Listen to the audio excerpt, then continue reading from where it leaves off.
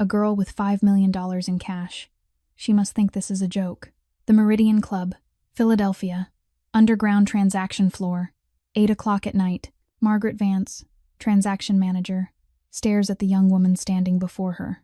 Cheap coat, worn heels, faded bruises on her wrist. In Margaret's mind, this appearance and $5 million cannot possibly match. She grabs the leather briefcase, dumps it open, watches the cash scatter across the marble floor. Fraud. Thief. Get this trash out of here. 23 people in that room watch Eliza Hartwell stand in silence. No one helps. No one speaks. She is nothing to them. Then the air shifts. From the darkest corner of the room, a figure rises. Slow, deliberate. Every step echoes like a death sentence. Margaret does not see him yet. She is still laughing. Then she turns. Her face drains white. Her voice cracks. Mr. Ashford. Everything freezes. The man the entire city fears to name just watched her throw money at a girl. His money. His girl. Why is he here? Who is Eliza Hartwell to him? Stay. Because in 47 minutes, 23 witnesses will watch Margaret Vance realize whose money she scattered on the floor, and why the words Mr. Ashford left her lips far too late to save her. This is real. This starts now. If this satisfies you, give it a like. If it moves you, share it. Subscribe, so you never miss what satisfies next. Now let us go back to the beginning. 6:15 in the morning. The alarm rings. Eliza Hartwell opens her eyes in an 18-square-meter studio apartment tucked into the basement of an old apartment building on the outskirts of Philadelphia. There are no windows, no natural light, only the sound of water dripping from a rusted pipe overhead and the smell of dampness soaked into every wall. She is 27 years old. This is the 4th year she has lived here. 4 years of waking up in darkness. 4 years of wondering whether today will be any different from yesterday. The answer is always no. Eliza sits up, her feet touching the cold concrete floor. She reaches for a small tin box hidden beneath her pillow. Yesterday's tips. She pours them out and counts each bill. $12, $17, $22, $32. She stops. $32 for 12 hours of work.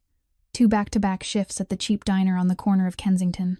Swollen feet, an aching back, and $32. This month's rent is $450. She has $280. She is short $170. The deadline is tomorrow. The landlord knocked twice last week. The 3rd time he won't knock. He'll change the lock. Eliza looks down at her wrist. A bruise. 5 fingerprints pressed into her skin, already fading from purple to yellow. Last week, when Priscilla dragged her into the notary office to sign papers, she didn't know what she was signing. She never does. For 12 years now, she has never been allowed to know. She only knows that every time she finishes signing, her stepfather Raymond calls Les to scream at her for 1 week. Every time she finishes signing, Priscilla disappears for 1 month. That is how the Hartwell family loves her. Through absence, through the silence between each act of exploitation, Eliza stands and steps into the cramped bathroom. The mirror is cracked. The faucet is rusted. She looks at her reflection and sees a 27-year-old woman who looks 35. Dark circles under her eyes. Hollowed cheeks. Eyes that once held light, now carrying only exhaustion. She can't remember the last time she smiled. Maybe before her mother died. Maybe 15 years ago. She also can't remember the last time anyone asked if she was okay. If anyone looked at her as a human being instead of a tool. Eliza gets dressed. An old coat, faded at the elbows. Heels worn down at the tips. Bought from a thrift store 3 years ago for $5. She looks at herself in the mirror once more. This is everything she has. This is everything she is. A girl no one needs. A name on documents she doesn't understand. A shadow living underground, waiting for something to change but never daring to believe that it will. Her phone vibrates. Eliza looks at the screen. Raymond Hartwell. Her heart tightens. Her stepfather never calls unless he needs something from her. And every time he needs something, her life gains another bruise. She answers the call. Raymond's voice fills the line, and everything begins to change. 15 years ago, Eliza's mother died. End-stage lung cancer. No money for treatment, no insurance. Only 6 months spent waiting for death to arrive. Eliza was 12 years old, sitting beside a public hospital bed, holding her mother's hand and listening to her final words. "You have to be strong. You have to live. I'm sorry I can't stay with you longer." Then her mother closed her eyes, and Eliza became an orphan. Her biological father had left before she could even speak.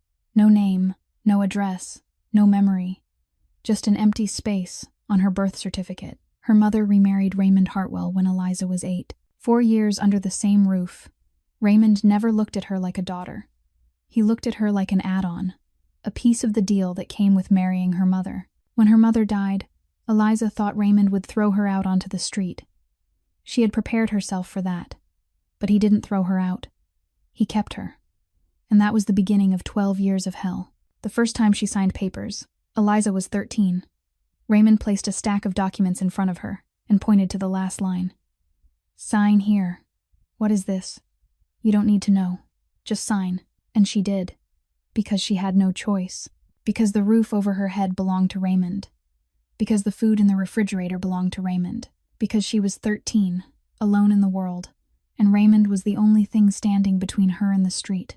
At 15, she discovered she was the owner of 3 companies, her name on business licenses, her name on bank accounts, her name on office leases. She didn't know what those companies did. She didn't know where the money came from or where it went. She only knew that every few months, Raymond took her to some office, met some man in a suit, and had her sign papers she wasn't allowed to read. At 18, the police knocked on the door. 2 officers and a tax agent. They read her name. Eliza Hartwell. You are under arrest for tax evasion and money laundering. The amount involved was $1,200,000. She stood there at 18, not understanding what was happening. $1,200,000. She had never seen that kind of money. She worked part-time at a laundromat making $7 an hour. She didn't have a single dollar to her name, but on paper, she was the owner of companies that had moved millions of dollars through accounts in her name. Raymond hired a lawyer, a good one, an expensive one. The case dragged on for 8 months. In the end, Eliza was acquitted due to lack of evidence that she had directly participated in running the businesses. She was a victim. She had been exploited. That's what the lawyer said in court. But no one was charged. Raymond remained free. The companies were shut down. But the money had vanished long before. And Eliza, 18 years old, walked out of the courthouse with a marked record, a stained future, and Raymond waiting outside. He didn't say a word. He just looked at her. That look said, "You owe me. You will always owe me." And she paid that debt. For the next 9 years. How many documents she signed, she couldn't count. How many companies bore her name, she didn't know. She only knew that every time she hesitated, Priscilla appeared. Raymond's biological daughter, 5 years older than Eliza, raised in comfort while Eliza grew up in fear. Priscilla didn't hit with her hands. She hit with words, with contempt. With sentences like, "You're just a bastard your mother left behind, and if it weren't for my father, you'd be dead on the street." And sometimes, when Eliza didn't obey fast enough, Priscilla used her hands too. The bruise on Eliza's wrist last week was proof. 27 years old. 12 years as a living stamp for Raymond Hartwell. 12 years of signing her name on things she didn't understand. 12 years of wondering when the police would come back, and knowing that next time, there wouldn't be a lawyer to save her. The phone was still pressed to her ear. Raymond's voice was still talking, and what he said next made the blood in Eliza's veins turn cold. Raymond's voice trembled. Eliza had never heard him tremble before. For 12 years, Raymond Hartwell had always been the one giving orders. Cold, controlled, never revealing a single weakness. But the voice on the phone now was not the Raymond she knew. This was the voice of a man who was afraid. Afraid enough to forget his pride. "Tonight you have to do something for me." Raymond spoke fast, urgent, as if someone were counting down his remaining time. "There's a briefcase. Priscilla will bring it to you. Inside is money. You take it to the Meridian Club. The basement. Exactly 8 o'clock tonight. Give it to a woman named Margaret Vance." Eliza stayed silent. The Meridian Club. She had heard that name before. Everyone in Philadelphia had. On the surface, it was a luxury restaurant for the elite, but everyone knew the basement was where deals that light was never meant to touch took place. "How much money?" she asked, her voice dry. There was a pause. Then Raymond answered, $5 million, cash." Eliza almost dropped the phone. $5 million. She had never seen $5 million. She wasn't sure she could even imagine what $5 million looked like. "Why me? Why not you? Or Priscilla? Don't ask." Raymond cut her off. His voice suddenly sharpened, like a blade against skin. "You just take it there. Give it to Margaret Vance. Then leave. Don't look at anyone. Don't talk to anyone. Don't turn back. Do you understand?" But what if there's a problem? What if they ask who I am? There won't be any problem, Raymond said quickly. So quickly that Eliza knew he was lying. Just do what I say. Don't ruin this. Then he hung up. No goodbye. No further explanation. Just an order and an empty line. Eliza stared at the darkening screen of her phone. Her hands were shaking, not from the cold, but because she knew something was wrong. Raymond was never afraid. But today, he was. And whatever could make Raymond Hartwell afraid was something that could kill Eliza Hartwell. She arrived at the diner at 7 in the morning. Her shift began like every other day. Tables to wipe, customers to serve, tips to count. But her mind wasn't there. $5 million, the Meridian Club, the basement, 8 o'clock tonight. The words kept circling her thoughts like a curse. Nina Torres, the only coworker who actually talked to her, noticed something was wrong. You look pale. What's going on? Eliza hesitated. Then she told her. Not everything, just the Meridian Club. Just that she had to go there tonight. Nina dropped the tray she was holding. The crash of metal against the floor rang out sharply. But Eliza didn't look at the tray. She looked at Nina's face. And she saw fear. Don't go there, Nina whispered, as if afraid someone might hear. You don't understand. That place isn't for people like us. What do you mean, people like us? It means people who have nothing. Nina grabbed Eliza's hand, gripping it tightly. There's someone there. Nobody says his name, but he's everywhere. Who is he? Nina was silent for a long moment. When she spoke, her voice was barely a breath. People say that when he looks at someone, that person no longer has a future. When he stays silent, that person no longer has a present. I don't know who he is. I just know that anyone who crosses him disappears. Eliza pulled her hand back. Cold. Her whole body felt cold. But she had no choice. Raymond had given an order, and for 12 years, she had never dared to disobey Raymond. 8 o'clock tonight. She would be there, no matter who he was. 5 o'clock in the afternoon. Eliza's shift ends. She steps out of the diner, the smell of grease still clinging to her hair and clothes. 3 hours left. In 3 hours she will have to walk into a place, Nina said, people disappear. In 3 hours she will face something that even Raymond is afraid of. She stands at the street corner, waiting. Priscilla said she would meet her here. And Priscilla is never late. She hates Eliza enough to always arrive on time, just to make sure Eliza doesn't get a single extra minute of peace. A sleek black Mercedes pulls up to the curb. The door opens. Priscilla Hartwell steps out. 32 years old. Designer dress. Expensive handbag. Freshly done nails. The scent of Chanel spreads through the air like a declaration that she and Eliza do not belong to the same world. Priscilla looks Eliza up and down. That look. Eliza knows that look. 12 years of seeing it. The look reserved for trash. You look disgusting, Priscilla says, opening the trunk and taking out a brown leather briefcase. It isn't new. The corners are worn. The handle is old. But it is heavy. Very heavy. Priscilla throws the briefcase into Eliza's hands. The weight makes her stumble, almost falling. Take it there. Give it to Margaret Vance. Then disappear. What's inside? Eliza asks before she can stop herself. The slap comes so fast she doesn't even see it. Priscilla's hand strikes her cheek. Hard, sharp, burning. Eliza staggers back, her face on fire, her ears ringing for a moment. 2 passers-by see it. They look away. No one intervenes. No one cares. A poorly dressed girl being slapped by a wealthy woman in the street. Nothing to see here. Don't ask, Priscilla says slowly, each word measured, as if speaking to an animal. You're just my father's dog. A dog doesn't ask what its master is doing. A dog just obeys. Do you understand? Eliza says nothing. She only nods. As she has nodded for 12 years, Priscilla gets back into the car. The door closes. The car drives away, leaving Eliza standing alone on the sidewalk with the heavy briefcase in her hands and the burning mark of a slap on her cheek. She doesn't open the briefcase. She doesn't dare, but she can feel its weight, the weight of something that could kill her.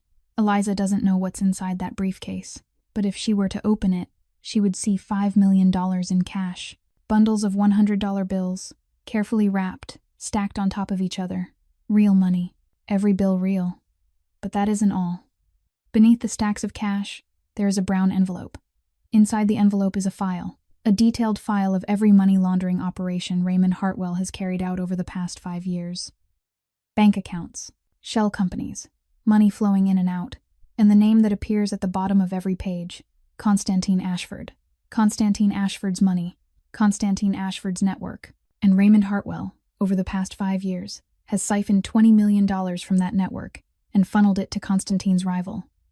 $20 million. Betrayal. And now, someone has discovered it. Raymond knows he is going to die. He knows Constantine Ashford doesn't forgive. He knows there is nowhere in this world to hide from the man whose name all of Philadelphia is afraid to say out loud. So he needs a sacrifice. Someone to take the blame. A face for Constantine to look at instead of his own. Eliza Hartwell, the late wife's daughter. The name on every company. The one with a marked record from money laundering 9 years ago. Perfect. If everything collapses, Eliza will take the fall. Raymond will say he didn't know. Priscilla will say she had nothing to do with it. And Eliza, the girl with no one and nothing, will disappear like the people Nina talked about. No future. No present. Eliza stands on the sidewalk, holding the briefcase that contains her death sentence. And she has no idea. She only knows that at 8 o'clock tonight, she has to go to the Meridian Club. She only knows that she has no other choice. She doesn't know that somewhere in this city, a man is staring at her photograph on a screen. And that man is waiting. At the same time, somewhere else in the city, the top floor of a nameless building, no sign, no plaque, nothing to indicate what exists inside, only glass walls looking down over all of Philadelphia, as if the entire city were a chessboard. And the man sitting in that room is the one who moves the pieces, Constantine Ashford, 37 years old, black hair slicked back, a black suit without a single wrinkle, eyes the color of cooled steel. He sits behind a desk of dark oak, back straight, hands resting on the arms of the chair. There is nothing on the desk except a screen. The screen shows the image of a young woman standing on a sidewalk, clutching a leather briefcase, her cheek red from a recent slap. Eliza Hartwell. Theodore Blake stands behind Constantine's left shoulder, 45 years old. The right hand of the boss for 15 years. Never asks why, never hesitates, only executes. She is heading to the Meridian Club, sir, Theodore says, his tone flat, as if reading a weather report. Raymond Hartwell sent her with the money. $5 million. And the file. Constantine doesn't turn around. His eyes remain on the screen. On the girl in the cheap coat and the worn heels. On the bruise on her wrist. On the way, she lowers her head as if the entire world is pressing down on her shoulders. "What file?" he asks, his voice low, slow, without emotion. "A file detailing Raymond's transactions over the past 5 years. Theodore replies. $20 million he transferred to Morrison. It's all in there. Raymond is trying to pin it on this girl. Silence. The room is so quiet it feels as if one could hear Philadelphia breathing beneath it. Constantine keeps watching the screen, watching Eliza start walking toward the bus stop. Her steps are heavy. Her shoulders are slumped. She looks like someone walking toward a place she knows she won't return from. "Does she know anything?" Constantine asks. "No, sir." Theodore shakes his head. "She doesn't know anything. For 12 years, Raymond used her as a name holder. She only signed. She was never allowed to know, never allowed to ask." Silence again. Then Constantine speaks, his tone unchanged, yet something in it makes Theodore go rigid. Raymond Hartwell thinks he can use this girl as a sacrifice, thinks he can dump the blame on her and disappear, thinks I'll kill her instead of him. Constantine stands, slowly, every movement under absolute control. He walks to the glass wall and looks down at the city. Raymond Hartwell is wrong. Theodore doesn't ask what his boss plans to do. 15 years working for Constantine Ashford taught him one thing. When Constantine says someone is wrong, that person is already dead. They just don't know it yet. "Prepare the car," Constantine says, his eyes still fixed on the distance. "I'm going to the Meridian Club tonight." Theodore nods and leaves the room. Constantine stands alone by the glass. The image of Eliza Hartwell remains in his mind. The cheap coat, the worn heels, the bruise on her wrist, and her eyes, the eyes of someone used to being used to no one asking if it hurts. He will go there tonight. He will see what happens. And after that, he will decide. 7:45 in the evening. Eliza stands in front of the Meridian Club.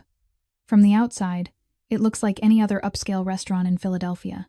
A sleek glass facade, warm golden light glowing behind drawn curtains, expensive cars lined up along the street, men in tailored suits, women wearing glittering jewelry, the scent of costly perfume and Cuban cigars mixing in the air.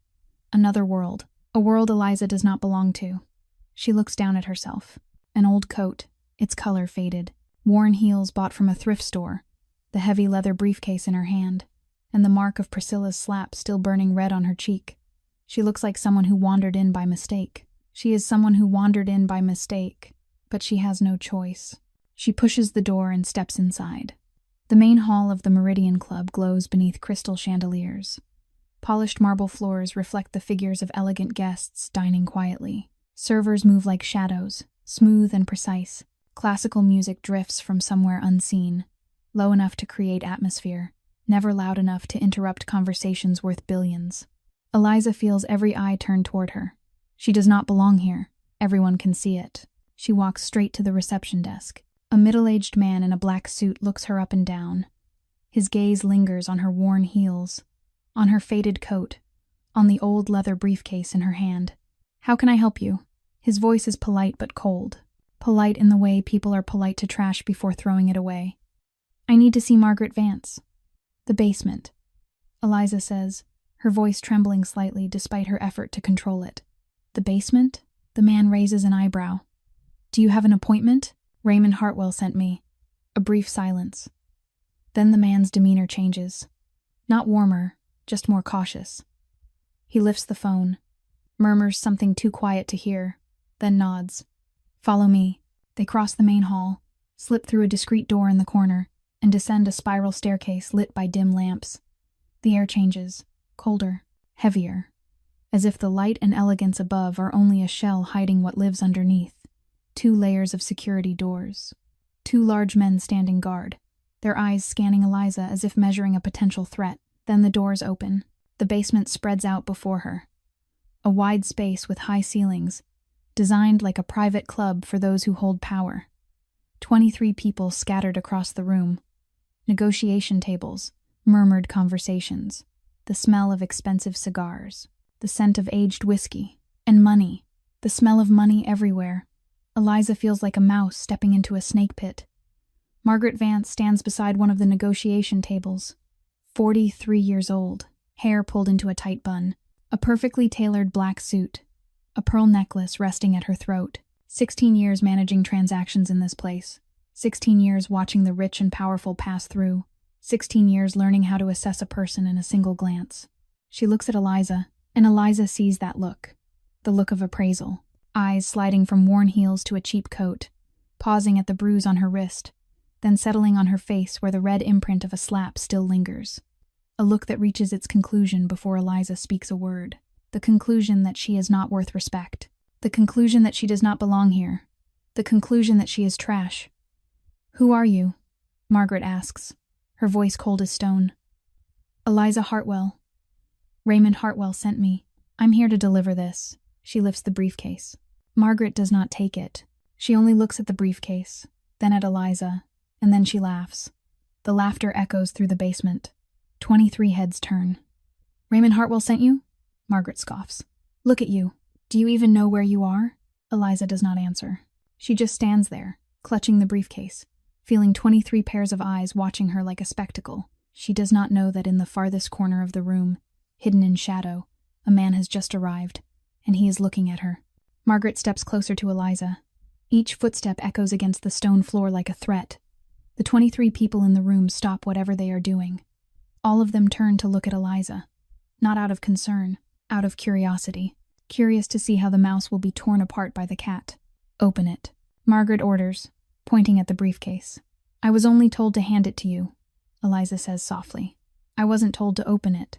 "I said open it," Margaret repeats, her voice sharper. "You think you can bring a briefcase in here without me checking it? You think I'm stupid?" Eliza has no choice. She sets the briefcase on the nearest table, her hands trembling slightly as she unlocks it. The lid opens, and the money is revealed. $5 million. Stacks of $100 bills piled neatly together, sealed inside clear plastic wraps. More money than Eliza has ever imagined. So much money that she feels dizzy just looking at it. Margaret looks into the case, then she looks at Eliza, and a slow smile spreads across her lips. The smile of a predator who has found its prey. Margaret picks up a stack of bills, pretending to inspect it. She flips it back and forth, holds it under the light. even brings it to her nose to smell it. A performance staged for 23 spectators. Then she throws the stack onto the table. Hard. The sound of paper striking wood snaps through the room. Counterfeit, Margaret announces loudly, loud enough for the entire basement to hear. This is fake money. Eliza stands there as if struck by lightning. No, it's not. I don't know. I was only told to bring it here. You don't know? Margaret steps closer. Her face inches from Eliza's. You bring $5 million in fake cash into my house, and you say you don't know? It's not fake. Eliza stammers. I don't know anything about money. Shut up. Margaret cuts her off. She turns to the two men standing closest. Security, hold this girl. The two large men step forward. Each grips one of Eliza's arms. Tight, painful. Eliza doesn't struggle. She forgot how to struggle a long time ago. 12 years of control taught her that struggling only makes things worse. She just stands there, pinned between two men, watching Margaret Vance continue her performance. Margaret turns back to the briefcase. She yanks it off the table, flips it upside down, and dumps everything onto the floor. Money scatters everywhere. Stacks of $100 bills spill out of their plastic wraps, rolling across the marble floor. $5 million lying at the feet of the wealthy like trash. Look at this, Margaret says loudly, her voice dripping with contempt. Look at this girl. She thinks she can carry $5 million in here? She thinks Raymond Hartwell would trust someone like this? She kicks a stack of bills toward Eliza. The money hits her leg and falls away. A scam, Margaret continues. A thief. Garbage. Who let you walk in here? Who made you think you could stand in the same room as these people? Eliza says nothing. She can't. Her throat tightens. Not because she wants to cry. She forgot how to cry a long time ago. But because the humiliation is so overwhelming she can barely breathe. 23 people watch. No one speaks. No one steps forward. A middle-aged man in the corner snorts. Raymond Hartwell sent his stepdaughter? He's really out of options, isn't he? Laughter spreads. A few others join in. The sound of it slices into Eliza like knives. She stands there, surrounded by scattered money, her arms locked in the grip of two men, while 23 people laugh at her. No one helps. No one even looks at her like she is human. She is just a joke. Entertainment for them on a dull night. Throw her out. Margaret waves a hand. Call Raymond Hartwell. Tell him not to send trash here next time. The two guards start dragging Eliza away. Hard. Rough. She is yanked forward, her foot catching on a stack of bills, her knee slamming into the floor. Pain. Pain sharp enough to feel like her bone has cracked. But no one cares. Margaret stands there, watching her being dragged across the floor with satisfaction in her eyes. The 23 people keep watching, keep laughing, keep being indifferent. Eliza looks up. Her eyes sweep across the room. 23 faces. Not one of them looks at her like she is human. This is her life. Always the same. Used, discarded, humiliated, and never once defended. Then she sees something. At the farthest corner of the room, in the shadows, there is someone standing there. Someone who isn't laughing. Someone who isn't indifferent. Someone looking at her with an expression she can't understand. Not contempt. Not pity. Just watching. Cold. And waiting. Eliza's heart skips in a strange beat. She doesn't know who he is. She doesn't know why. In the darkest moment of her life, her eyes are drawn to that place. She only knows that those eyes are on her, and 1 second later, the darkness begins to move. The darkness moves. No, not darkness.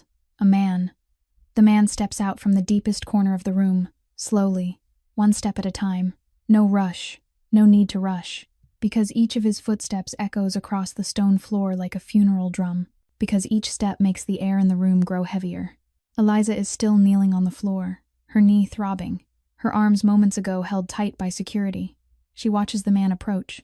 Tall, broad-shouldered, a black suit without a single crease, as if it were made solely for his body. Black hair slicked back, and his eyes the color of cooled steel, eyes without emotion, the eyes of someone who has seen too much to still feel anything at all.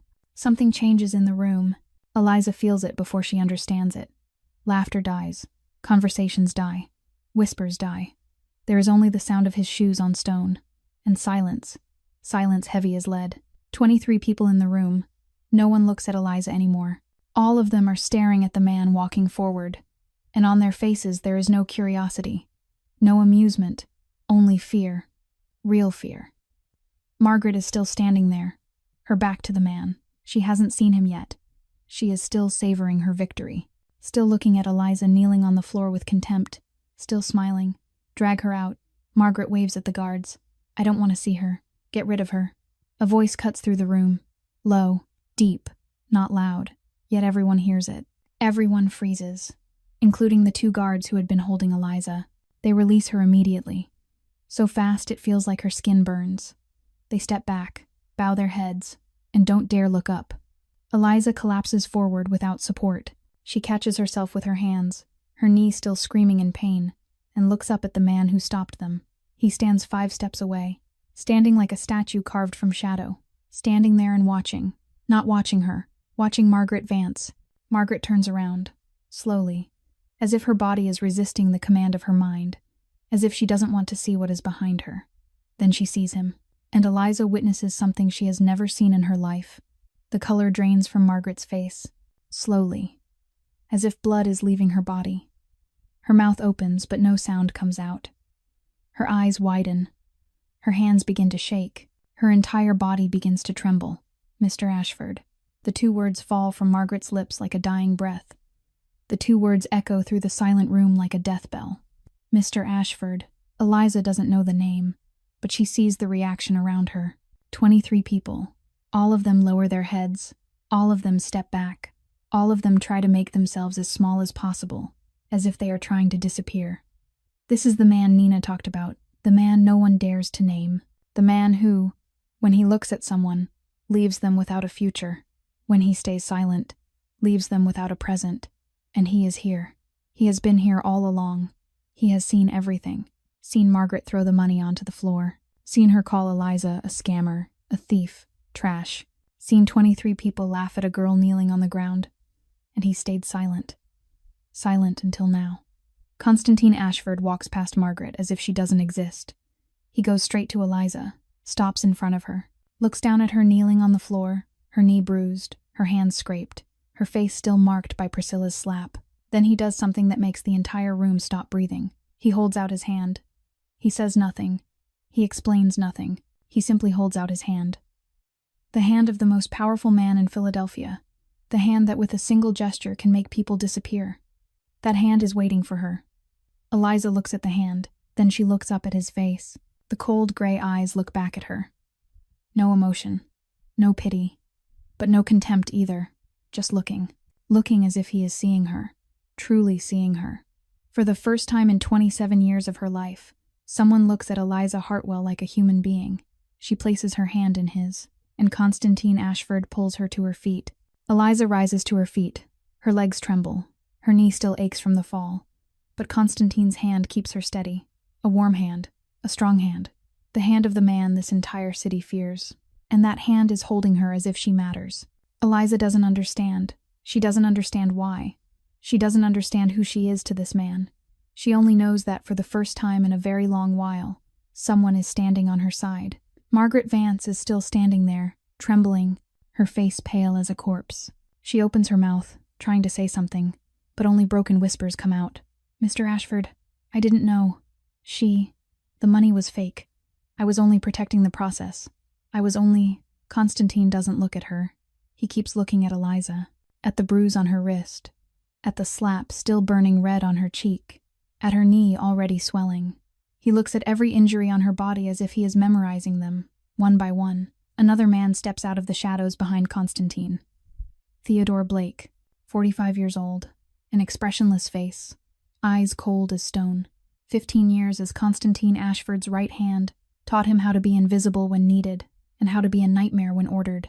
Theodore steps up beside Constantine, a phone in his hand. He doesn't look at Margaret. He looks at the crowd of 23 people shrinking into the corners of the room. Then he speaks, his voice flat, like reading an obituary. Ms. Vance, the money on the floor is real. Every bill is real, transferred from Mr. Ashford's accounts through Raymond Hartwell to this location. Ms. Hartwell was designated by Mr. Ashford to complete this transaction. Silence. Long silence. Silence heavy as a mountain. Margaret stands there, mouth open, eyes wide, like a fish thrown onto land, gasping for air. The meaning of Theodore's words slowly sinks into her mind. Real money. Constantine Ashford's money. The girl she just humiliated, threw money at, called a scammer, a thief, trash, is Constantine Ashford's person. She has just insulted the most powerful man in Philadelphia through his chosen representative, in front of 23 witnesses. Mr. Ashford, Margaret stammers, her voice stripped of all former arrogance, leaving only fear. Pure fear. I didn't know. Please. I didn't know she was yours. If I had known, I would never. She stops, realizing what she just said, realizing she has admitted that her treatment of Eliza depended entirely on who Eliza belonged to. Not on right or wrong, not on what Eliza had done, but only on the fact that Eliza looked poor, looked unimportant, looked like she had no one backing her, so she could be humiliated, could have money thrown at her, could be called trash. Constantine finally looks at Margaret, and that look makes her step back as if she has been struck. 47 minutes ago, she walked into this room, Constantine says, his voice low, slow, each word falling like a hammer. 47 minutes. You had 47 minutes to treat her like a human being. You chose not to. You looked at her, and what did you see? A cheap coat, worn heels, a bruise on her hand. You saw someone unprotected, and you decided you could do whatever you wanted. Mr. Ashford, please. Margaret drops to her knees, right in the middle of the money she had thrown. Her knees sink into $100 bills. I was wrong. I'm sorry. Please give me a chance. Constantine doesn't look at her anymore. He turns to Eliza, and when he speaks to her, his voice is different, still low, still deep, but softer, lighter, as if he is trying not to frighten her. Are you hurt? 4 words, simple words, and Eliza feels as if she has been struck in the chest, not with pain, but with the question she hasn't heard in how long. 15 years ago. Her mother, on a hospital bed, before closing her eyes. Does it hurt? And since then, no one asked. No one cared. Not Raymond, not Priscilla, not anyone in 27 years of her life. Until now. Until this man. Eliza opens her mouth, but her voice catches. I'm fine. Constantine looks at her, looks for a long moment, as if he knows she is lying, as if he can see every wound she is hiding. Not only the wounds on her body, but the wounds inside. The wounds of 12 years of being used. The wounds of 27 years of being unloved. Then he nods, slightly, as if accepting her answer even if he doesn't believe it. He turns to Theodore and says 2 words. Theodore, handle it. Just 2 words. No explanation. No instruction. Just 2 words. But those 2 words make Margaret Vance break down crying on the spot, crying like a child. Because she understands. Those 2 words mean her career is over. The life she knows is over. Everything she has is over. Theodore nods and pulls out his phone. Constantine places a hand on Eliza's back, gentle but firm, and guides her toward the exit. They pass Margaret kneeling and sobbing. Past the 23 people with heads bowed, afraid to look up, past the money scattered across the floor. And Eliza, for the first time in her life, walks out of hell with someone beside her. The black car glides through the streets of Philadelphia in silence. Eliza sits in the back seat beside Constantine. She doesn't know where they are going. She doesn't ask. She is too tired to ask, too drained, too hollow. What just happened in the basement of the Meridian Club is still spinning in her head like a nightmare that hasn't ended.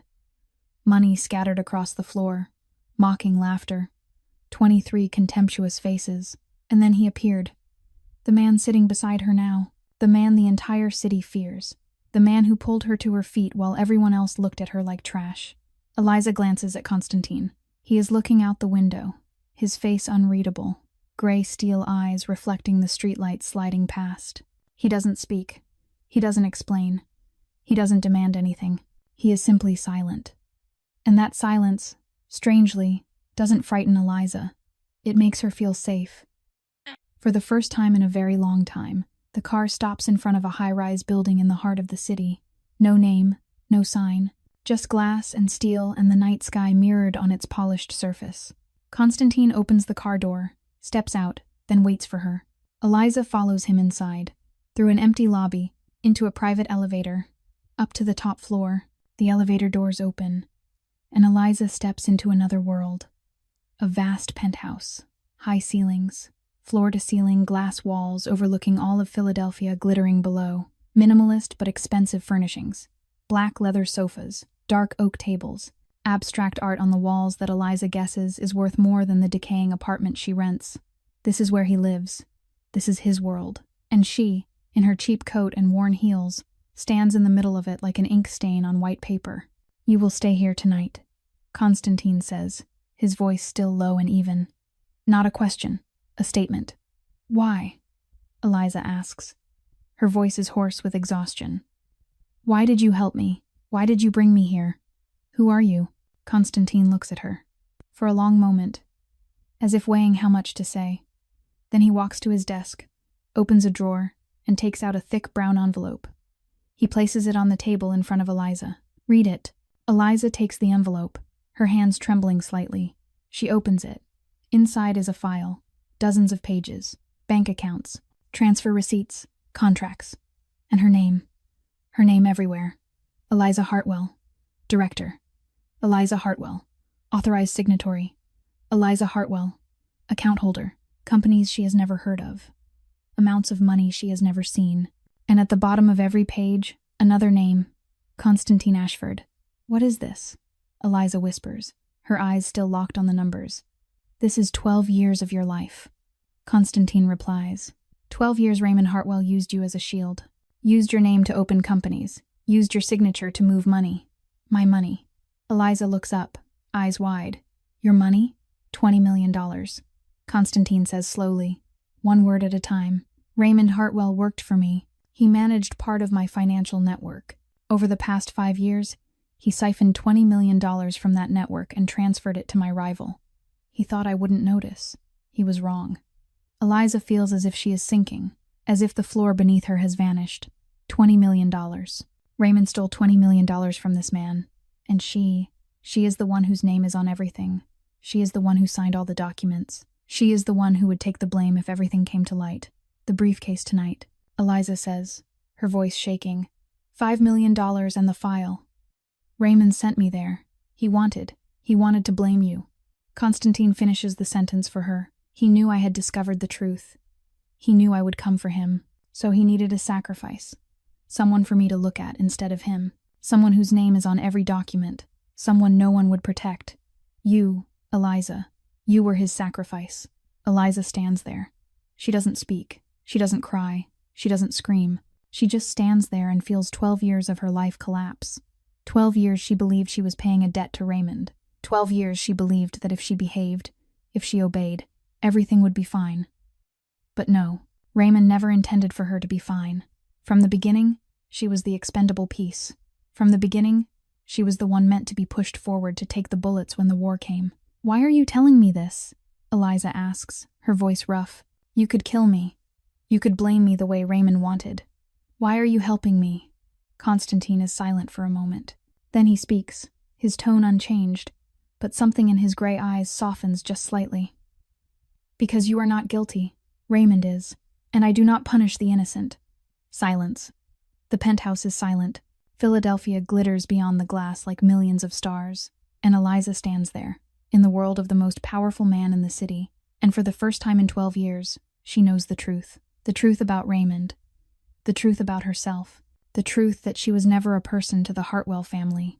She was only a tool. But tonight, that tool has been seen as human by someone at last. 3 days later, Eliza is still in Constantine's penthouse. She is not being held. She can leave anytime she wants, but she doesn't leave, because she has nowhere to go. Her basement apartment has likely already had the locks changed by the landlord. Raymond and Priscilla are surely looking for her. And out there, the world is still a place she does not belong to. At least here, inside this quiet space, she is safe. At least here, someone has seen her as a human being. Theodore Blake arrives on the afternoon of the 3rd day. He brings a laptop and a thick folder. Constantine is sitting at his desk, reading documents. Eliza sits on the sofa by the window, looking out at the city below. Over the past 3 days, she has done this often, looking outward, thinking, trying to understand where her life has turned. "The report on Margaret Vance, sir," Theodore says, placing the folder on the desk. Eliza does not intend to listen, but the room is too quiet. Every word Theodore speaks reaches her ears. Her personal and joint accounts were frozen on the first day. Theodore begins. "A total of 7 accounts, $380,000, all inaccessible.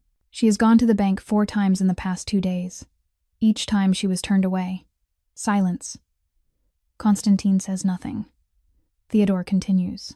Her husband, Richard Vance, filed for divorce yesterday morning. It appears someone sent him a detailed file of Mrs. Vance's extramarital affairs over the past 10 years. 4 different men.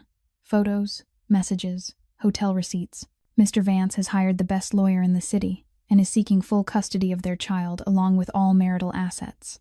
Eliza feels cold. She does not pity Margaret. That woman humiliated her in front of 23 people, threw money at her, called her a scammer, a thief, trash. But hearing what is happening to her, Eliza understands one thing. This is the power of Constantine Ashford. No guns, no threats, just silence, just an order. And a person's life turns to ash. Her son, Christopher Vance, 20 years old, a second-year student at Wharton, Theodore continues, was expelled this morning. The official reason is academic fraud. It appears the disciplinary board received a copy of his thesis, along with the original paper he plagiarized, along with evidence of purchasing grades in the previous 2 semesters. He is currently packing his belongings and leaving the dormitory. Constantine still says nothing. He only nods slightly, as if listening to a weather report. Anything else? He asks. Mrs. Vance went to the Meridian Club last night, Theodore replies. She knelt before Jonathan Mercer, the owner, and begged him to help. Begged to see you. Begged for a chance to apologize. Mercer's response? Constantine asks. He said he could not help her. Theodore answers.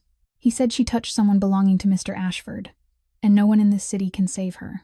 He told her to leave Philadelphia. As far as possible. As fast as possible. Silence. Constantine turns his chair toward the window, looking out at the city. Will she comply? He asks. She already has, sir. Theodore replies. This morning she purchased a one-way ticket to Denver. She told no one. Took nothing but a small suitcase. She will land in 4 hours, and after that, she will disappear. Good, Constantine says. 1 word. Just 1 word.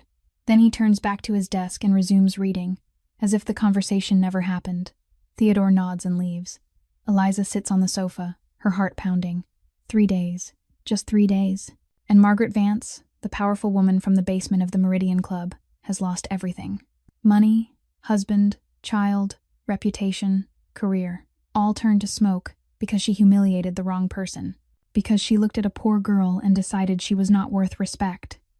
Eliza looks at Constantine. He is still reading, his face expressionless, as if destroying someone's life is something he does before breakfast.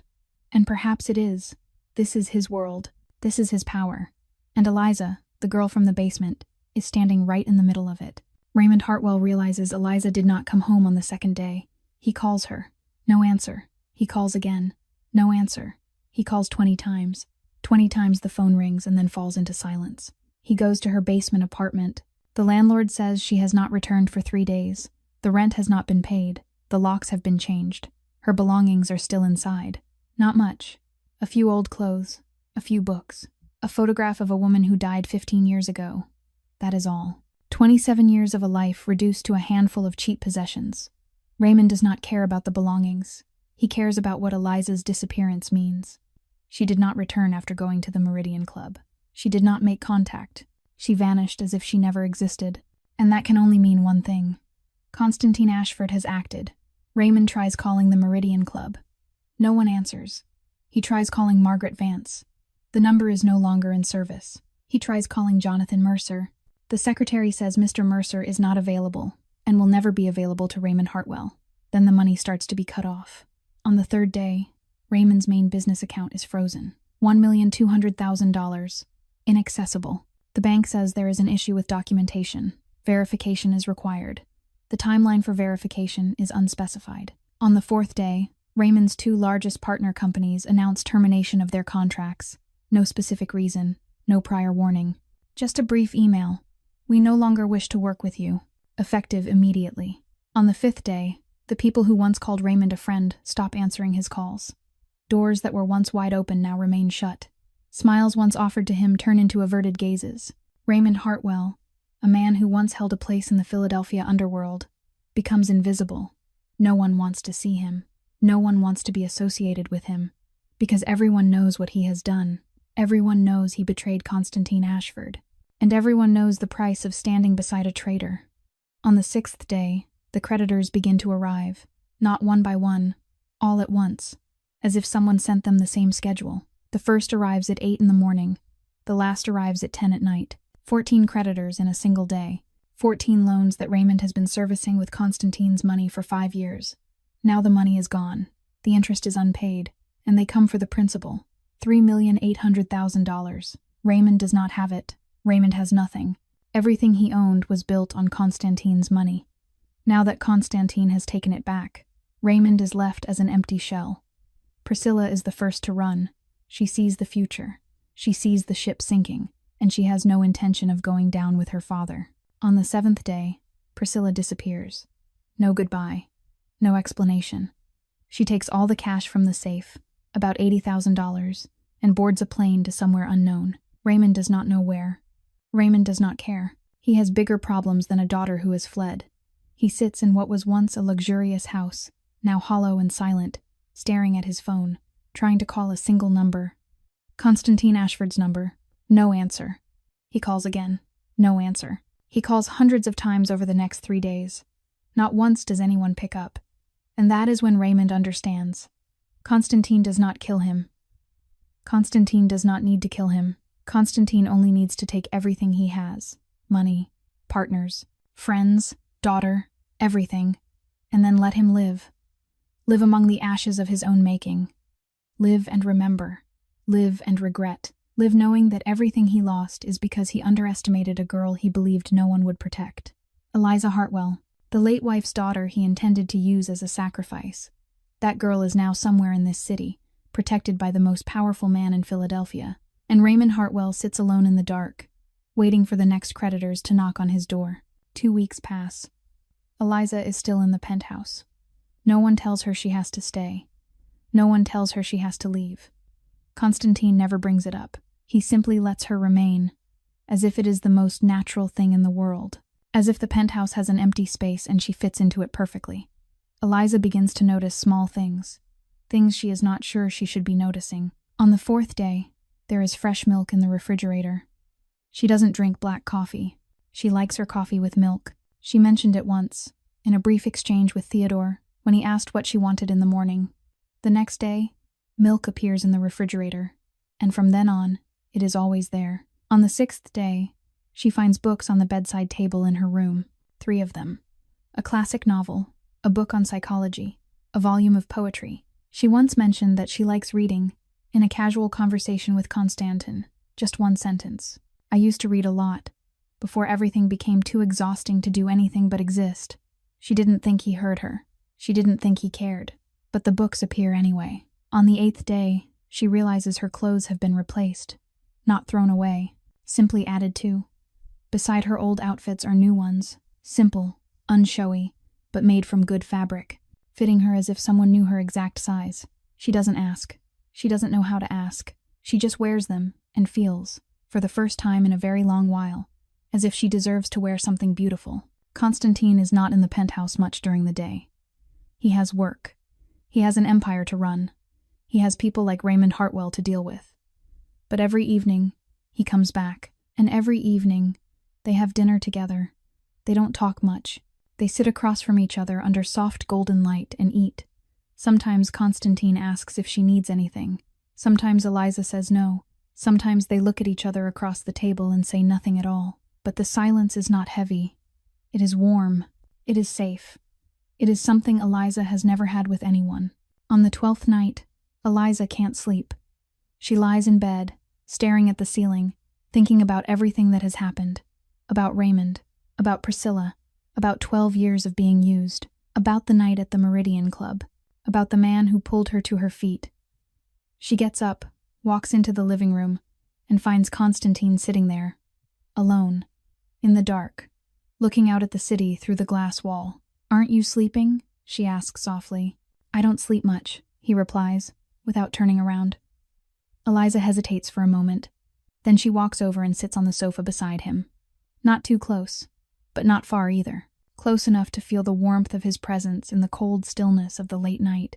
They sit in silence for a long time, watching the lights of Philadelphia shimmer below like a sea of stars. "Why did you save me?" Eliza finally asks. The question she has held inside for 2 weeks. You could have ignored it. You could have dealt with Raymond without caring about me. Why? Constantine is silent. Long enough that Eliza thinks he won't answer. Then he speaks, his voice lower than usual. I didn't save you. I simply didn't allow them to continue doing what they were doing. Is there a difference? Eliza asks. There is. Constantine turns to look at her. His gray eyes in the darkness are deep like the ocean. Saving someone is for them. What I did was because I don't accept injustice happening in front of me. I saw how Margaret treated you. I saw how the 23 people in that room looked at you like trash. I saw you kneeling on the floor and no one offering a hand. He pauses. And I saw that you didn't break. You didn't cry. You didn't beg. You just stood there and endured. As if you were used to being treated that way. As if you no longer expected anything from anyone. Eliza feels her chest tighten. She didn't know he had seen so much. She didn't know anyone could see her that clearly. I don't pity you, Constantine continues. Pity is for the weak. You aren't weak. You survived 12 years of hell and you're still standing. That isn't weakness. That is strength most people don't have. Silence. Eliza looks at him, and for the first time, she sees something different in those cold gray eyes. Not cruelty, not indifference, but understanding. The understanding of someone who has seen darkness and chosen to face it instead of turning away. Thank you, she says quietly. Not for saving me, but for seeing me. Constantine doesn't speak. He only nods slightly. Then they sit there, in the dark, watching the city sleep beneath them. And for the first time in a very long time, Eliza doesn't feel alone. That night they talked until nearly dawn. Not about grand things, just fragments, small questions, short answers. But every fragment mattered. Every answer was a brick laying the foundation of something Eliza didn't dare name. She told him about her mother. For the first time in 15 years, she spoke about her mother to someone. My mother's name was Catherine, Eliza began, her voice light as breath. She worked at the corner bakery. Every day she came home with the smell of butter and sugar in her hair. I loved that smell. I still do. Every time I smell baked bread, I think of her. Constantine said nothing. He just sat there and listened. His gray eyes didn't blink. No judgment, no pity, just listening, as if what she was saying was the most important thing in the world. She had lung cancer, Eliza continued. They found it too late. Terminal stage. No money for treatment. No insurance. We had 6 months. 6 months to say goodbye. But how do you say goodbye when you're 12 years old and the only person who loves you is slowly dying in front of you? Her voice trembled. She didn't look at Constantine. She looked at the glass wall, at the city, at anything except his eyes, because she was afraid that if she did, she would shatter. On the last day, she held my hand and apologized, Eliza whispered. She apologized for not being able to stay with me longer. She apologized for leaving me alone in this world. She apologized for not being able to protect me from what was coming. As if it was her fault. As if getting cancer and dying was something she chose. Eliza stopped, swallowed. Her throat tightened until it was hard to breathe. After my mother died, Raymond said I owed him for letting me stay, owed him for not throwing me onto the street, owed him for feeding me, and I believed him. For 12 years I believed I owed him. For 12 years I did everything he told me to do because I thought that was how I paid my debt, because I thought I didn't deserve to be treated any better, because I thought my mother apologizing before she died meant she knew I would suffer, and that it was my fate. Silence. The penthouse was so quiet she could hear her own heartbeat. Then Constantine spoke. His voice was low, slow, heavy as stone. You don't owe anyone anything. Eliza turned to look at him. Her vision blurred. Not Raymond. Not Priscilla. Not anyone, Constantine continued. You don't owe anyone anything, because no one ever gave you anything. They didn't give you a home. They locked you in a basement. They didn't raise you. They used you. For 12 years, they took your name, your signature, your future, and called it repayment. That wasn't repayment. That was slavery. Eliza felt pain bloom in her chest, pain in a way she had never felt before. Not the pain of a wound, but the pain of something breaking open inside her. Something she had built over 15 years to protect herself. A wall to keep from feeling, to keep from remembering, to keep from hurting. And your mother, Constantine went on, his voice softening slightly. She didn't apologize because she did something wrong. She apologized because she knew this world would treat you cruelly once she was gone. She apologized because she loved you and couldn't protect you. That wasn't her fault. That was her love. Eliza broke. There was no other word for it. She broke. Tears spilled out before she could stop them. Down her cheeks, down her chin, onto her hands clenched in the fabric of the sofa. For the first time in 15 years, she cried. Not from pain, not from fear, but because someone had finally said what she had needed to hear for 15 years. She didn't owe anyone anything. Her mother loved her, and what happened to her wasn't her fault. Constantine didn't say anything else. He didn't hold her. He didn't touch her. He just sat there beside her, in the dark, and let her cry. Let her finally cry. And somehow, that silent presence was the warmest thing Eliza had ever felt. 1 month after that night, Eliza had changed. Not in ways everyone could see, but in small ways. She slept better. She ate more. She no longer flinched at sudden sounds. She began to go outside, walking in the park near the building, sitting for coffee at the small corner cafe. Ordinary things ordinary people did. Things she had never been allowed to do for 12 years. She was still living in the penthouse.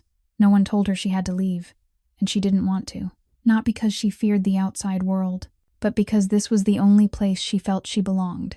This was the place where someone saw her, truly saw her. Her phone vibrated one afternoon. An unfamiliar number. She almost didn't answer, but something pushed her to pick up. Eliza.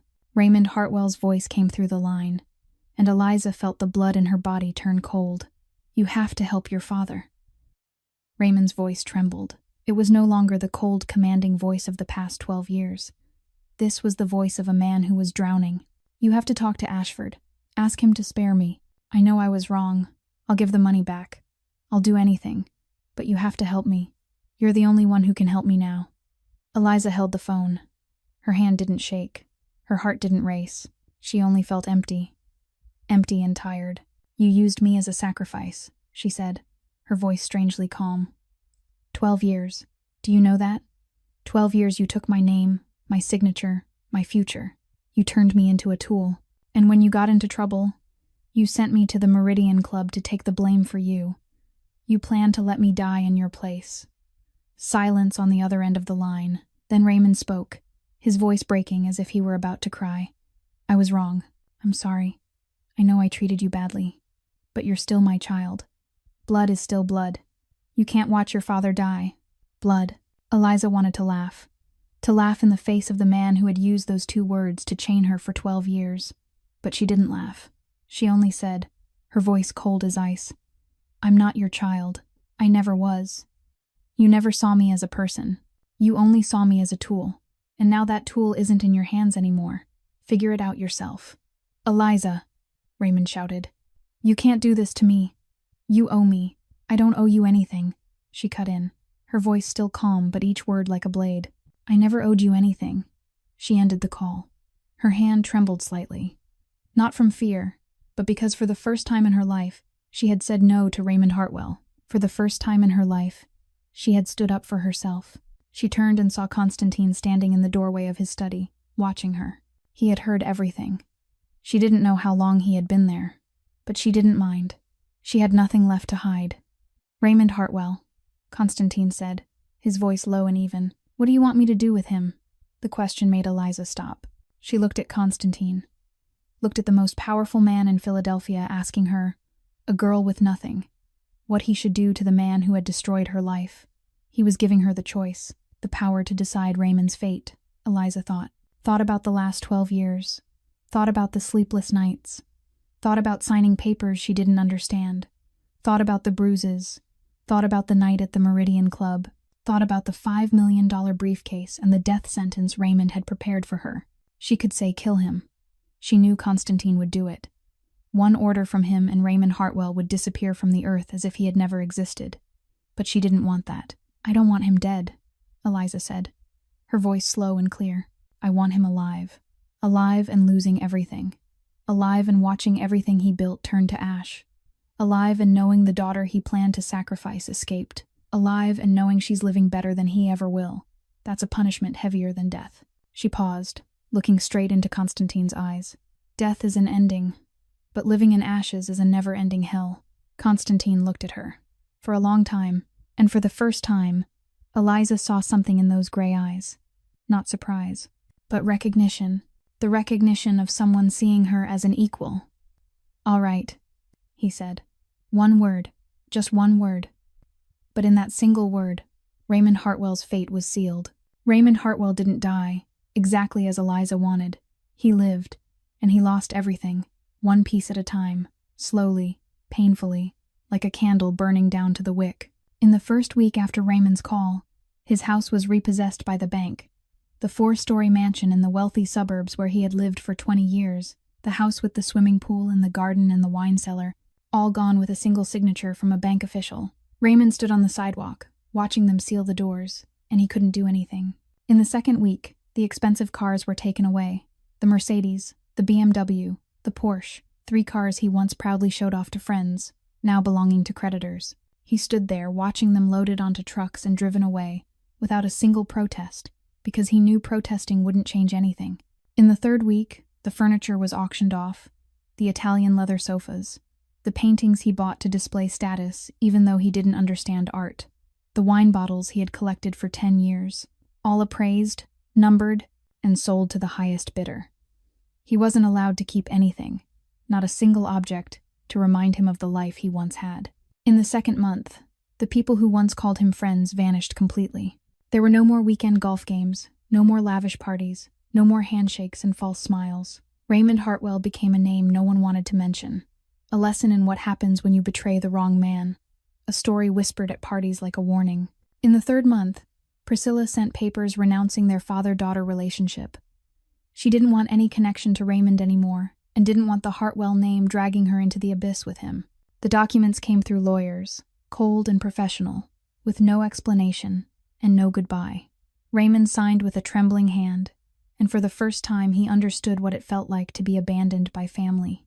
In the fourth month, Raymond's health collapsed, not from any specific illness, but because his body, after 60 years of comfort, couldn't endure poverty. He grew thinner, his hair turned gray, his eyes sank deep, his back bent. The man who once walked like an owner now shuffled like a beggar. 6 months later, Raymond Hartwell lived in a cheap rented room in the worst outskirts of Philadelphia, a room barely 15 square meters, with mold-stained walls, a ceiling that leaked when it rained, and a window facing a garbage-filled alley, smaller even than the basement apartment Eliza once lived in. He worked at a convenience store, standing at the counter, stocking shelves, mopping floors, the kind of work he once despised, the kind of work he believed existed only for other people. Now he worked 10 hours a day just to pay rent and buy food. Every night, he lay on the creaking bed and stared at the cracked ceiling, thinking about everything he had lost: the mansion, the cars, the parties, Priscilla and Eliza, the stepdaughter of his late wife whom he had used as a tool for 12 years, the girl he planned to sacrifice to save himself. Where was she now? He didn't know. He only knew she was living better than he was, in a safer place than he was, protected by someone while he had no one left. And somehow, that hurt more than losing money, more than losing his house, more than losing his biological daughter. Because every time he thought of Eliza, Raymond remembered that everything he had lost was his own doing. He had been given the chance to treat her like a human being. He didn't take it, and now he was paying the price, not with death, but with life. Life among ashes, life without love, life where waking up every day was a punishment. Just as Eliza had said, death is an ending, but living in ashes is a never-ending hell. Raymond Hartwell was living in that hell, and he would live in it until the day he died. 6 months later, Eliza Hartwell walked into the Meridian Club. The same basement, the same space, the same dim golden lights, and the scent of expensive cigars. But everything was different. 6 months ago, she had entered wearing a cheap coat and worn-down heels. She had entered with bruises on her wrist and a slap still burning red on her cheek. She had entered like a mouse wandering into a nest of snakes. Now she walked in with Constantine Ashford at her side. She walked in with her head held high and her back straight. She walked in like someone who belonged here. Because she did belong here. Because she belonged beside the man holding her hand. Jonathan Mercer, the owner of the Meridian Club, was already waiting at the entrance. He bowed his head as they stepped inside. "Miss Hartwell, Mr. Ashford, it's an honor to welcome you." "Miss Hartwell," No longer trash. No longer a fraud. No longer the girl who had money thrown in her face and was dragged across the floor. Now she was Miss Hartwell. Welcomed, respected, seen as a human being. They walked through the main hall. The people in the room stood up as they entered, not because of Constantine, but because of Eliza, because everyone knew the story. Everyone knew who this woman was to the most powerful man in Philadelphia. Everyone knew what had happened to Margaret Vance after she dared to humiliate her. Eliza looked around, looked at the place where she had once knelt, where money had once scattered across the floor, where she had been called trash in front of strangers. She didn't feel hatred. She didn't feel pain. She felt peace. Peace, because she knew those days were over. Peace because she knew she was no longer the person she had been that night. They completed their business and left. Nothing extraordinary, just an ordinary transaction. But for Eliza, it was how she closed a chapter of her life. Closed it to open a new one. That night, in the penthouse, Eliza stood by the window looking out over Philadelphia. The city shimmered below like millions of stars. A city where she once didn't belong. Now it was her home. Constantine came to stand beside her, silent, as always. But that silence wasn't cold anymore. It was warm. It was safe. It was home. That night, when I saw you kneeling on the floor, Constantine said slowly, "I wondered how much you had endured, how many times you had been used, how many times you had been discarded, how many times you had been treated as less than human, and you still didn't break." Eliza turned to look at him. "I didn't intervene because you were weak," Constantine continued, his gray eyes holding hers. "I intervened because they didn't know who they were standing in front of. They looked at you and saw a victim. I looked at you and saw someone who survived hell and still kept her dignity." Eliza felt warmth spread through her chest. "What happened that night didn't happen because you didn't deserve respect," Constantine said. "It happened because they were too blind to see who you truly were. That was their failure, not yours. Never yours." Eliza placed her hand on Constantine's chest. The first time she had reached for him, her small hand against his expensive suit, the hand that had once signed papers she didn't understand, the hand that had trembled holding a $5 million briefcase, the hand that was now touching the heart of the most powerful man in Philadelphia. "Thank you," she said softly, "not for saving me, but for showing me that I was worth saving." Constantine placed his hand over hers, a hand that had ordered deaths, a hand that had destroyed empires. That hand now held hers as if she were the most precious thing he had ever touched. "You didn't need saving," he said. "You only needed someone to see you. And you did," Eliza whispered. "From the moment you stepped down the stairs," Constantine replied. Silence. They stood there by the window, hand in hand, watching the city sleep below, and Eliza understood that this was where she belonged. Not because of the luxury penthouse, not because of power or money, but because here, someone saw her, truly saw her, and loved what they saw. Respect shouldn't require recognition. Dignity shouldn't require proof. And the way we treat others should come from the heart, not from what they have or who they are. But if the world hasn't given you that yet, be patient, be strong, because somewhere out there, someone will see you, truly see you. And when they appear, every pain you endured will become the road that led you to them. Eliza Hartwell found that person, and she hopes you will too. This story reminds us that everyone deserves to be treated as a human being, no matter what they wear, how much money they have, or where they come from. Never judge anyone by appearances, because you don't know what they've been through, and you don't know who they truly are. Live with kindness. Treat others with the respect they deserve. And if you're in a difficult place like Eliza once was, remember that you don't owe anyone anything just because they didn't throw you out onto the street. You deserve to be loved. You deserve to be respected. You deserve to live a good life. If this story touched your heart, please like and share so more people can hear it. If you'd like to listen to more moving stories like this every day, subscribe to our channel and turn on notifications so you won't miss any videos. How did you feel about Eliza and Constantine's story? Have you ever been judged unfairly because of appearances? Do you believe respect should be given from the first moment, not after people learn who you are? Share your thoughts in the comments below. We'd truly love to hear what's in your heart. Every comment you leave is a powerful source of encouragement for us to continue bringing meaningful stories like this. Thank you for taking the time to watch this video. We wish you and your loved ones good health, a joyful life, peaceful days, and hearts full of love. See you in the next video. Goodbye.